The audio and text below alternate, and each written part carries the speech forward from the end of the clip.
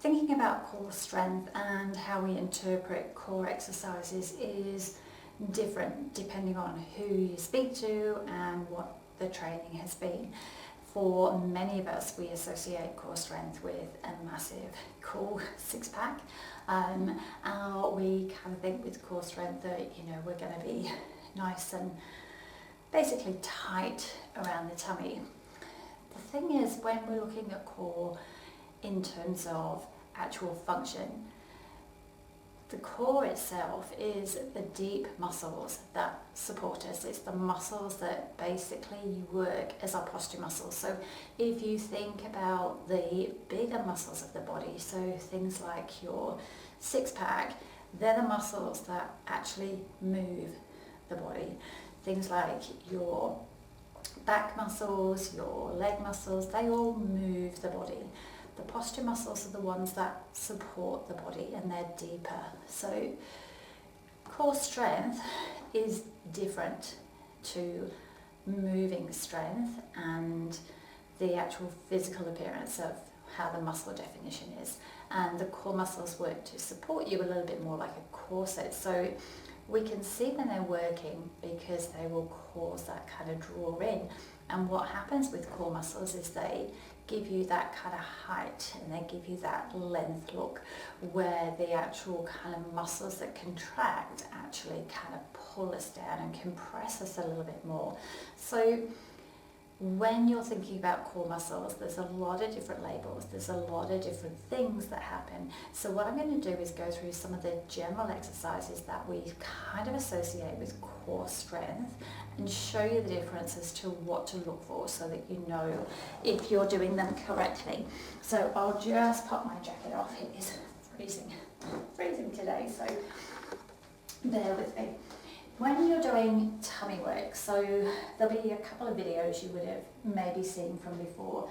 I always, as a physio, kind of do tummy work with a bit of head support. The reason being that you kind of want to make sure you're in a good start position before you even do anything.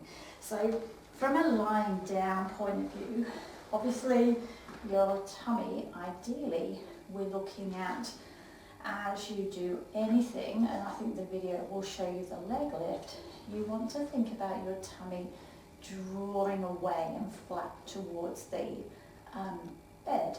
So as we're lifting the leg, the tummy draws flat. If we lift the leg and the tummy kind of raises up and it bulges upwards, we're either using our back or our deeper muscles, or we've kind of lost control of the tummy. Okay? The same thing will happen when we're doing chest lifts. So traditionally, we all want to do curls and crunches, or we kind of want to do the whole sit-up exercise.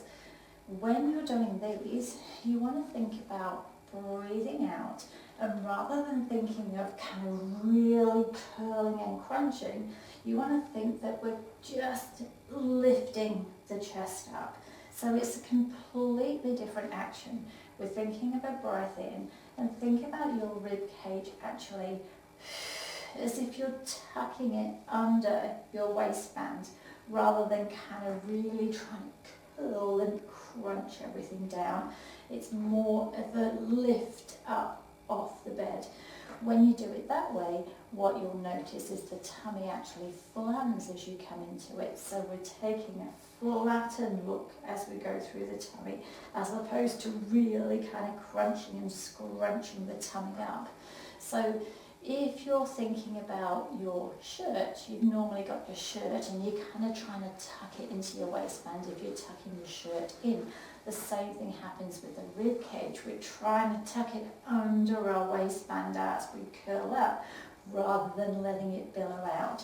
So whatever exercise you're choosing to do, whether it be your traditional chest lift, whether it be your obliques, whether you're then kind of coming up into your normal kind of oblique or lift work, you want to be thinking that you're flattening. So as you curl up, or as you lift rather, your tummy pulls away. As soon as you feel that your tummy billows up and out, what's going to be happening is that you're activating and using compressive forces, so you're getting your bigger tummy muscles to take over, and then your support muscles aren't doing the right work for you. So if we're building up true deep core strength, you really shouldn't be able to go from having not done a lot to be doing planks and double leg lifts and things like that, because what will happen is when you're doing kind of those double leg lifts, it pulls you into an arch. Even if you're kind of curling and holding yourself that way, if your tummy's billowing up, there's too much load and too much force. So if you're not sure where you are, you pop your, I'll change hands, you pop one leg up, can you keep the tummy down? If you pop the second leg up and your tummy billows up or your back lifts up, it's too much load for you, so you'd be on a single leg version. Too much load for this means too much load for this, too much load for that. And there's too much pull then, and what happens is you're losing your core strength. So what I would normally do is start with 2 hands behind the head, and just a chest lift to here. If you want to have a feel, make sure your tummy's doing the right thing. If you feel you want to do more, tiny little pulses, that's it. And control it down. To make that harder, I would maybe breathing out, lift the head, neck and chest up, add a single leg. And come down. Take a breath in, breathe out. Other leg up. And come down. You should really be able to feel in those positions that your tummy is burning. They shouldn't be like, oh, this is easy and I can do heaps and heaps of them, because then you're using all your pecs and your triceps to help you and your tummy's going to be bulging. It should feel like a real, that's work and I can feel it.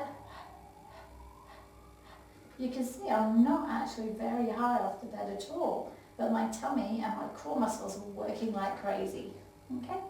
And then you can take that into your obliques, so you've got your hand here, cross one leg over, and you're taking your opposite shoulder to the knee.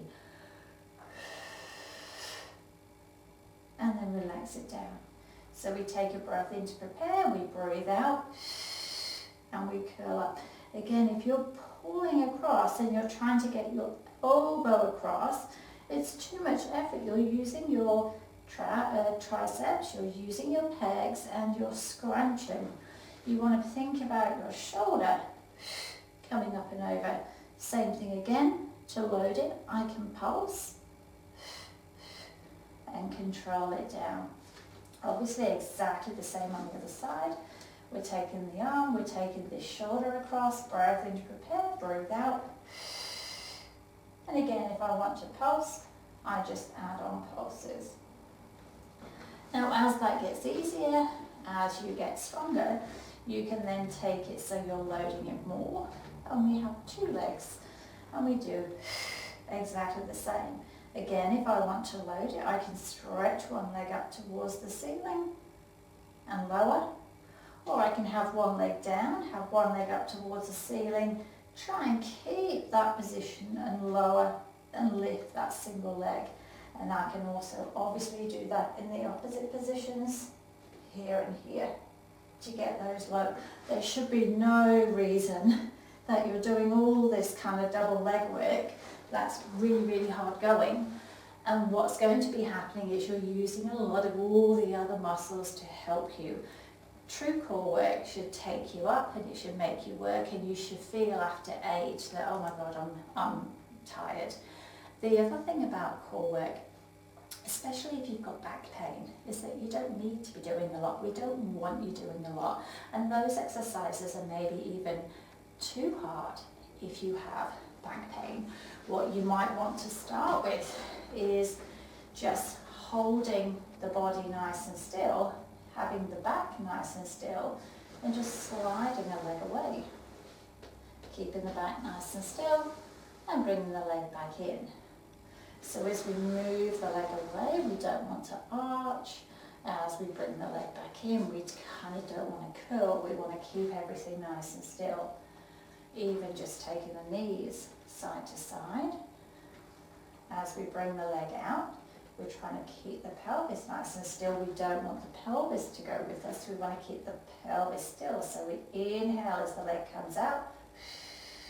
Exhale as the leg comes in. And again, we shouldn't be using any of the big kind of grip muscles to do it. So if your back is really sore, sliding a leg away and back in, or just bring the leg to the side and back in, or even just kind of some very gentle pelvic tilts are all the pre-work that we kind of need to do before we can start doing all of this kind of work. Some of the other core strength work that you will find is that a lot of times you'll be doing planks. And if you're kind of doing plank work, where you're either doing plank work on your palms here, and you're in your standard plank, or you're in your plank on the elbows, you want to make sure that you're in the right position. So, whether you're in full plank, whether you're in half plank, or whether you're on your elbows, the big kind of things that we see are people hanging on their spines, which basically means you're kind of lifting your tail, and that means you're arching, so I'm using my back here, or I've lost my shoulders, and my shoulders are hanging and my head's hanging. You want energy through here, and you want your tail kind of nice and long without kind of losing anything here. So you've got the support from your tummy muscles. Your start position for plank is quadruped. So your position in quadruped is your knees are under your hips, shoulders are under your hands. And you can start with some shoulder shrugs. You can start with some arm lifts or some leg lifts kind of behind. The idea is that we're not going high. The idea is that we're going long. When we go high, we kind of start to lose control through the back. Then we're looking at opposite arm and opposite leg. When you can manage those, we're coming forward a little bit into your half planks. So from half planks, where you're on your knees, we're getting the tail to lengthen, so we're not gripping with the bottom, we're just getting some length. So we're in that half plank position, and then from there, we're coming into full plank position. Once you're able to hold that with support in the shoulders, head nice and long, then you can add on all the different kind of variations that you want to be able to do, which could be your mountain climbers, arms up, legs out. But to start on planks is going to be really, really hard work, especially on a stomach that's not able to control it. You want to be controlling your core muscles in quadruped, so on your hands and knees first, before you move further.